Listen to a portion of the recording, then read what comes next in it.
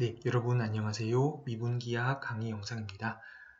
먼저 이번 영상에서는 앞선 영상에서 제가 실수를 한 부분이 있어서 그 부분에 대해서 먼저 언급을 하도록 하겠습니다.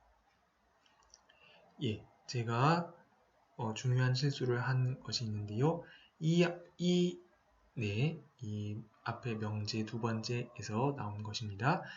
P의 서이틀 E를 Q의 서이틀 F로 보내는 등장사상 F를 찾으려고 했을 때요. 거기에 그 직교 변환 파트, 이 C를 계산하는 방법에서 제가 잘못 설명을 하였습니다. 원하는 것이, 이제 결론부터 말하면 원하는 것이 이것이 아닙니다. 그래서 여기는 이제 무시를 하기를 바라고요. 그래서 이것은 이제 저도 제가 제가 실수를 저도 많이 하는 부분이라 저도 이제 그 실수를 고쳐야 하는데요. 이 IEF라는 행렬은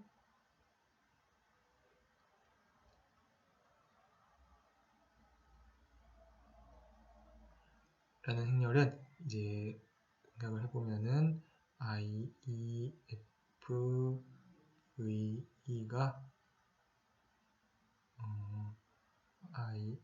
죄송해요.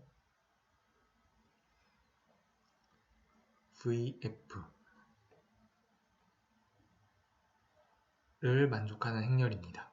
무슨 말이냐 하면 E라는 기저에 대해서 어떤 주어진 벡터의 좌표 벡터로 나타나진 그것을 F라는 기저에 의해서 좌표 벡터로 표현할 때 그 기저를 바꿀 때 나오는 그러한 행렬입니다. 그래서 여기서 원하는 것은 C에다가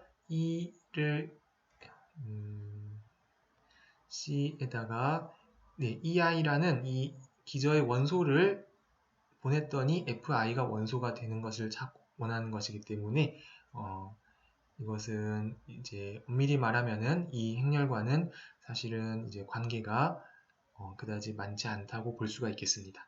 네, 사실은 이제 역행렬 관계가 있겠습니다만 그것은 잊어버리도록 하겠습니다. 그래서 이렇게 구하는 것이 아니라 여기서 이제 결론부터 말하면은 이제 순서가 바뀌게 되겠습니다. 그래서 이제 원하는 C는 어떻게 구할 수 있냐면은 이제 F1, F2, F3에다가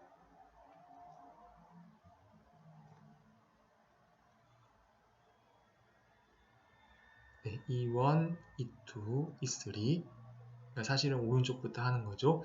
이제 이렇게 계산을 하는 것이 맞겠습니다. 그래서 체크하는 방법은 이것이 성립하는 이유는 여기다가 C에다가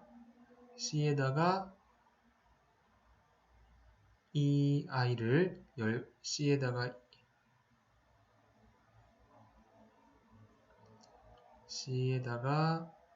EI 열 벡터를 취하면은 그러면은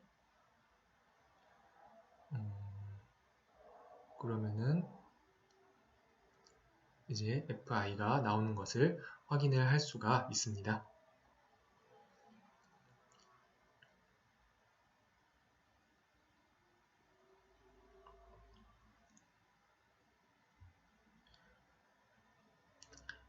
무슨 말이냐 하면은 이제 C가 F를 B11, B12, B13 C1 죄송해요. B21, B22, B23 B31, B32, B33라 하고요. E를 A11, A12, A13 A21, A22, A23 A31, A32, A33 라고 할 때 여기에 이제 예를 들어서 A11, A12, A13를 계산하게 되면은 C의 이제 E1을 계산을 해보겠습니다. 그러면 이것이 어떻게 되냐면은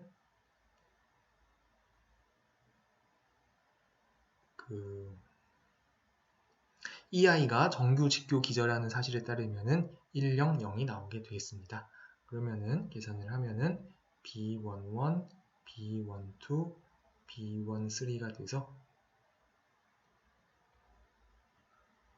F1이 됨을 알 수가 있습니다. 그래서 이런 식으로 계산을 하는데요. 그래서 이제 제가 처음에 설명을 잘못했는데요. E 쪽을 행 벡터로 쓰고 F 쪽을 열 벡터로 쓰면 되겠습니다. 그래서 제가 지난 시간에 잘못 설명한 부분에 대해서 이게 헷갈릴 요지가 있어서 꼭 다시 한번 주의를 이제 하면 좋겠습니다. 그래서 이제 검산을 할 때 이제 이런 식으로 해주면 됩니다.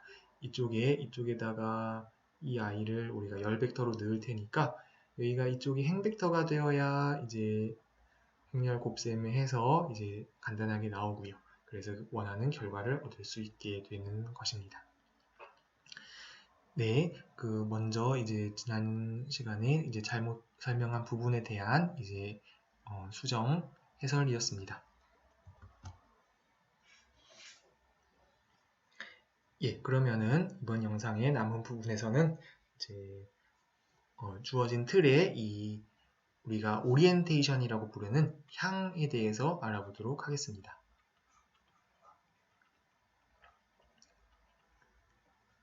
그래서 주어진 정규 직교 기저가 있을 때 그 정규 직교 기저가 그 유클리드 공간에서 양의 방향으로 놓여 있는지 혹은 음의 방향으로 놓여 있는지 그것을 우리가 구분할 수가 있습니다.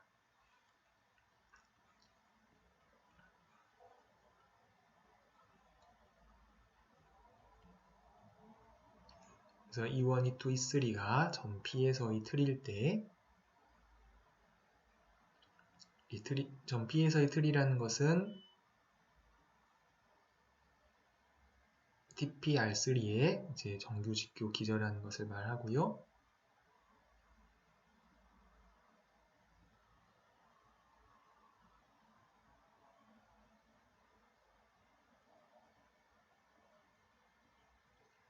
기저라는 것을 말하는데요. 이것 E1, E2, E3가 양의 방향으로 놓여 있다라는 것의 정의는요, 다음과 같습니다.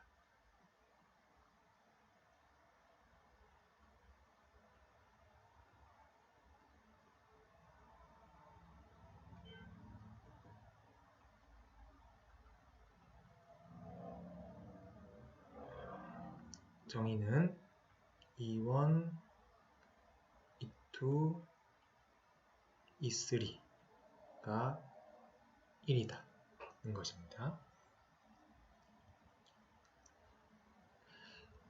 참고로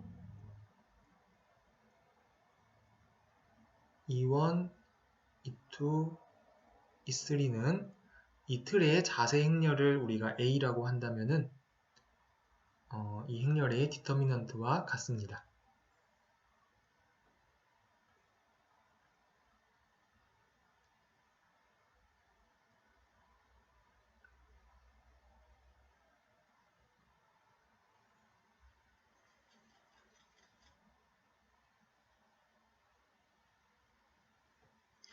그리고 이제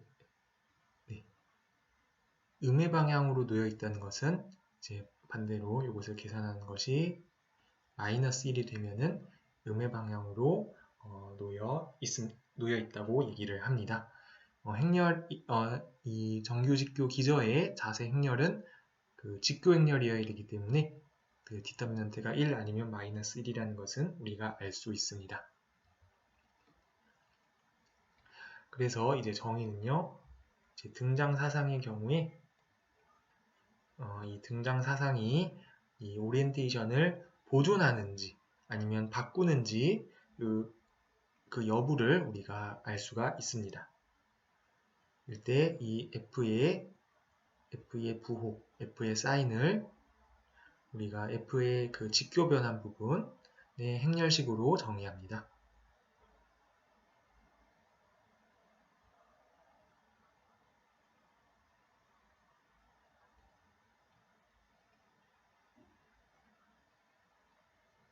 여기서 F는 TC라고 쓸 때 그 나타나는 직교 변환 C를 말합니다.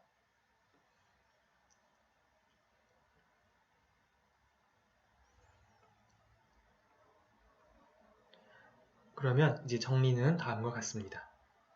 이 F의 부호라고 부르는 이 F의 사인은 직교 변환의 이제 행렬식 부분인데요. 이곳은 이제 그 주어진 틀을 F에 의해서 보내면 다시 어떤 새로운 점의 틀이 되는데 그 방향을 바꾸느냐 아니면 보존하느냐와 관련이 있습니다. 그래서 먼저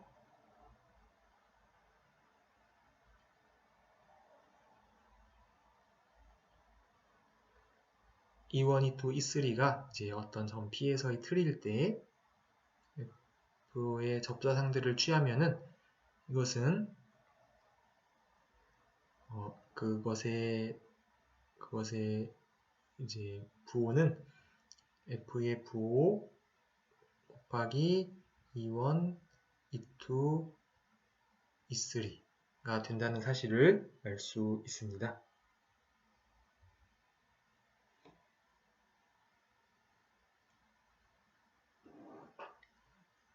그리고 이제 외적의 경우에도 임의의 벡터에 대해서 외적의 경우에도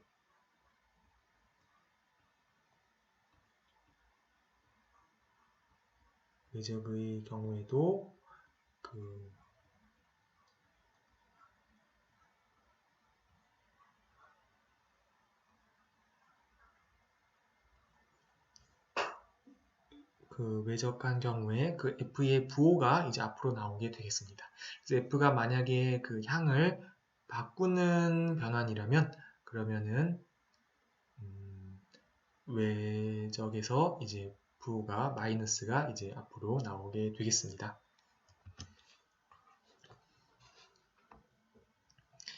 예, 이 정리의 증명들은 이제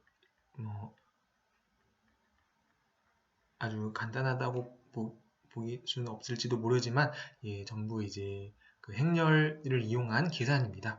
그래서 예를 들어서 이 J들은 우리가 시그마 AJK, UK 이런 식으로 놓습니다. K는 1부터 3 이렇게 놓고요.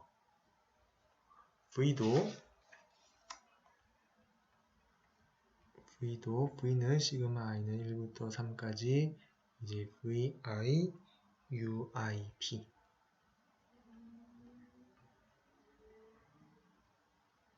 W도 시그마 I는 1부터 3까지 WI의 UIP 이런 식으로 이렇게 놓고 전부 이제 계산을 하면 되겠습니다.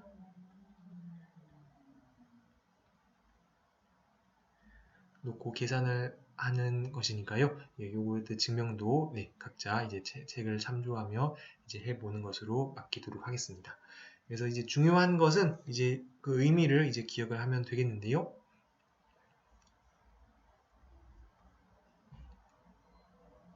만약에 E1, E2, E3가 만약에 양의 방향으로 놓여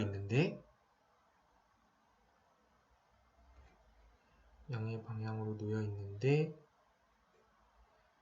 그 F가 만약에 F의 직교 변환의 행렬식이 마이너스 1이라고 하면 그러면은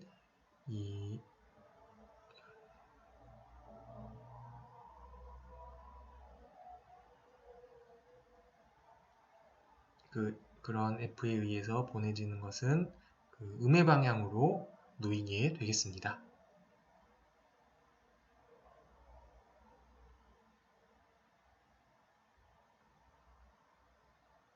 그래서 F가 직교변한 파트의 디터미넌트가 -1이면 그 틀의 방향을 바꾼다. 예, 그 사실을 이제 기억을 하면은 되겠습니다.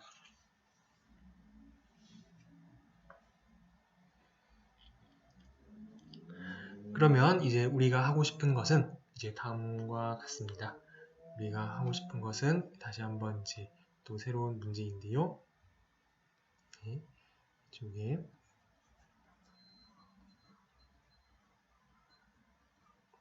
우리가 두 삼각형의 이제 합동 조건에 대해서 알듯이 이 두 곡선의 합동 조건은 어떻게 될 것인가 하는 것이 문제입니다.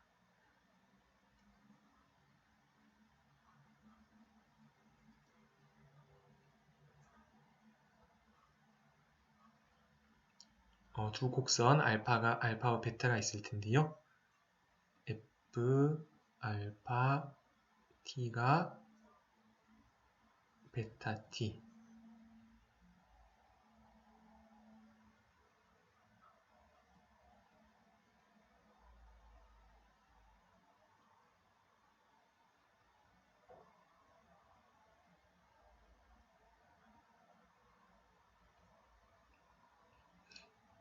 이런 조건에 만족하는 등장사상 F가 존재하면 우리가 두 곡선이 합동이라고 부르겠습니다. 그러니까 이 등장사상이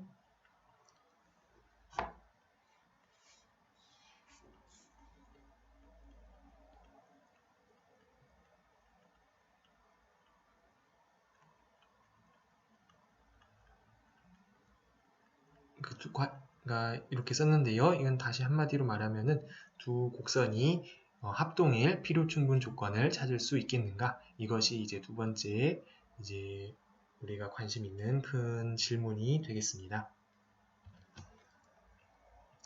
네, 예를 들어서 이제 구부러져 있는데요. 이제 단단한 그런 철사가 있다고 할 때 이런 철사 알파가 하나 있고 이쪽에도 철사 베타가 하나 있는데 두 개를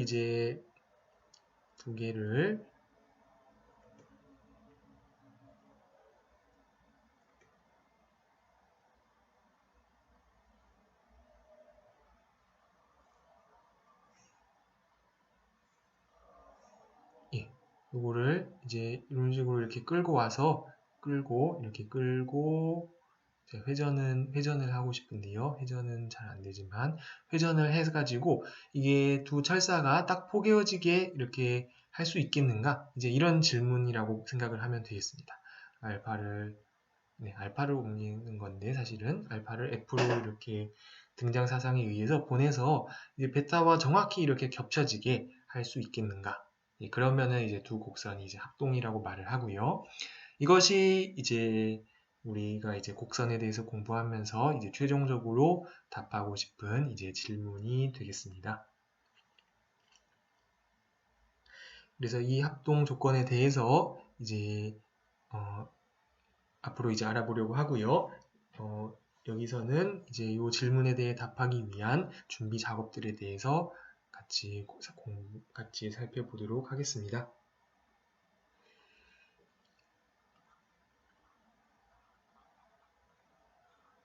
그래서 베타가 R3의 단위 속력 곡선이고요. 곡선이고 베타 바를 F 베타라고 할 때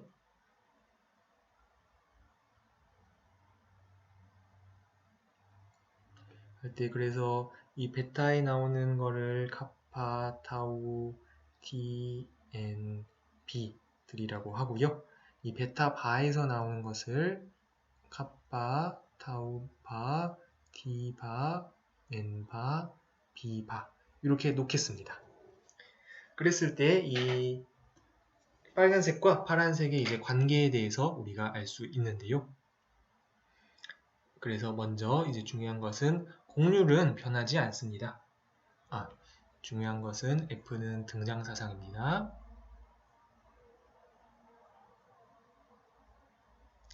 곡률은 변하지 않습니다. 타우는 이제 부호만 바뀔 수가 있습니다. 만약에 F의 부호가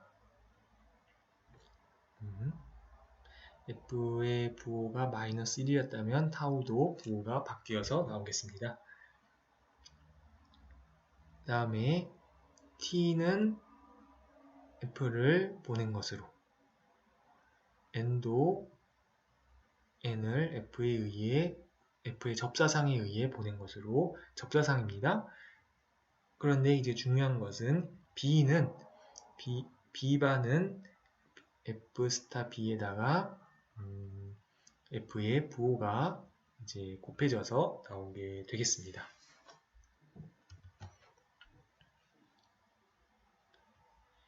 그래서 이것을 증명을 해보도록 하겠습니다.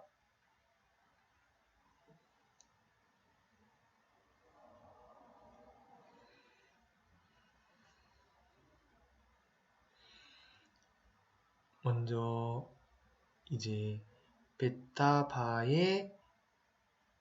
베타바도 우리 단위 속력 곡선임을 알 수가 있습니다. 왜냐하면 이것은 이 베타바의 프라임이라는 것은 F 베타의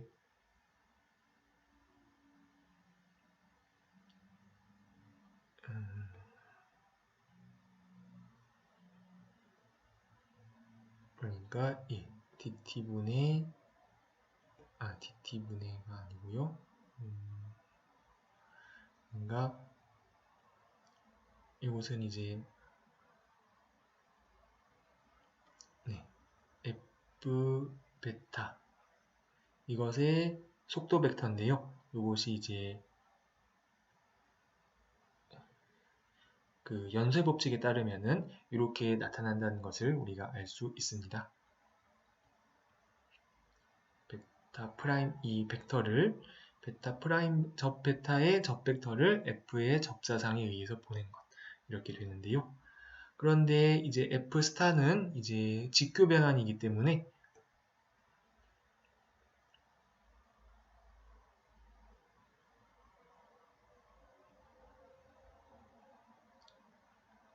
F 스타가 직교 변환이기 때문에 그 크기를 보존해야 합니다.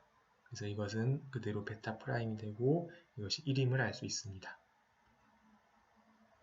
그래서 할 수 있는 얘기는 베타바도 단위 속력 곡선이라는 것을 알 수 있습니다.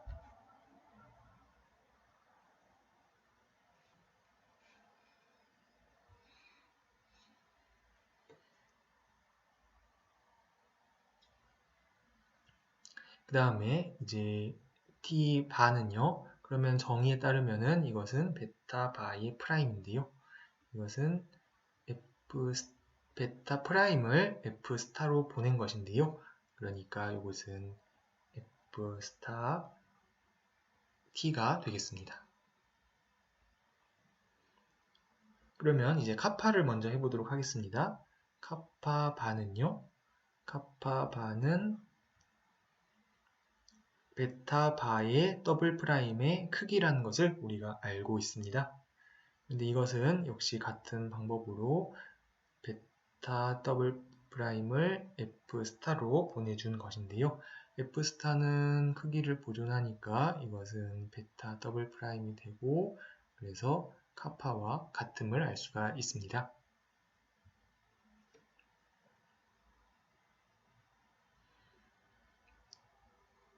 단위 주 법벡터장은 어떻게 될까요? 이것은 카파 바를 프렌의 공식에 따르면 t 바 프라임을 카파 바 프라임으로 나눈 것입니다. 이것은 카파 바는 카파와 같으니까요. 카파 분의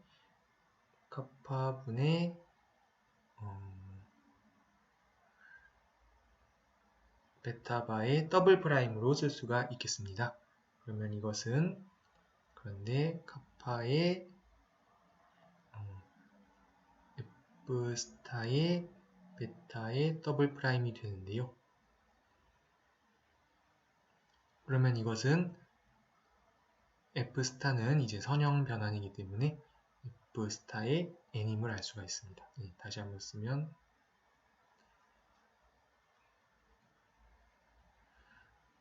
쓰면 이것은 F 스타의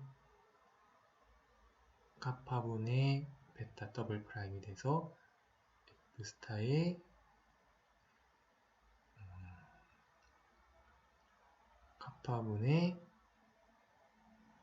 카파분의 D 프라임이니까 F 스타의 n이 된다는 것을 알 수가 있습니다.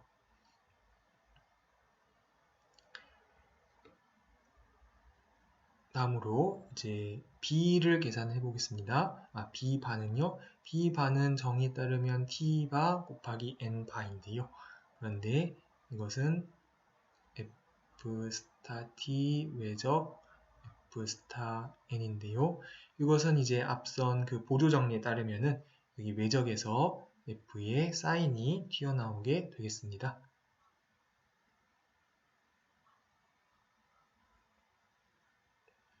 그래서 이제 사인 F의 F 스타 B 이렇게 주어지게 되겠습니다. 마지막으로 이제 그 비틀림률은요. 비틀림률은 그 프렌의 공식에 따르면은 B바와 N'을 이제 내적한 것이 되는데요. N바 프라임입니다. 그러면 이것은 F의 사인의 F 스타 B의 F 스타 N 프라임이 됩니다. 그러면 이제 계산을 해보면은 이것은 사인 F의 타우가 됨을 알 수가 있습니다. F 스타가 이제 내적을 보존하기 때문입니다. 그래서 이제 정리를 해보면은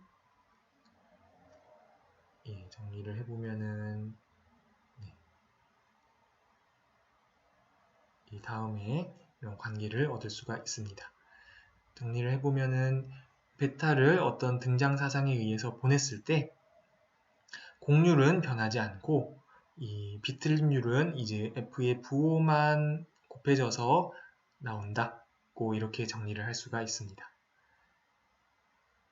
그러면 이제 다음번 영상에서 이제 과연 두 곡선이 합동일 필요 충분 조건은 무엇인지 지금은 이제 필요 조건을 살펴보았습니다.